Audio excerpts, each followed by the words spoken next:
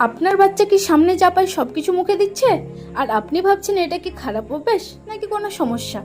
আসল সত্যিটা হলো, এটা বেশিরভাগ বাবা মায়ের ভুল বোঝা একটা বিষয়। 4 থেকে 12 মাস বয়সে বাচ্চা সবকিছু মুখে দিয়ে পৃথিবীকে চেনে। সে হাত দিয়ে আগে বোঝে না, আগে মুখে দিয়ে টেস্ট, টেক্সচার এবং ফিল করে বুঝতে চায় এটা কি। তাই খেলনা, কাপড়, এমনকি নিজের হাতও সবকিছু মুখে দেয়। কিন্তু ডেঞ্জার এখানেই শুরু হয়। সবকিছু মুখে দেওয়া নর্মাল হলেও সব জিনিস সেফ না।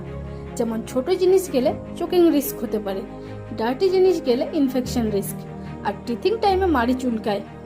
তাই বেবি আরো বেশি জিনিস চিবোতে চায়। সবচেয়ে বড় ভুল কি জানেন?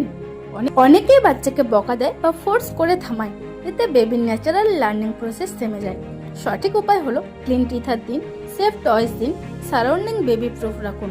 মনে রাখবেন, বেবি ইজ নট নটি, baby is just learning the world. আপনার বাচ্চাও কি সবকিছু মুখে দেয়? কমেন্টে জানান। ফলো করুন আরও এরকম বেবি কেয়ার টিপসের জন্য। Thank you.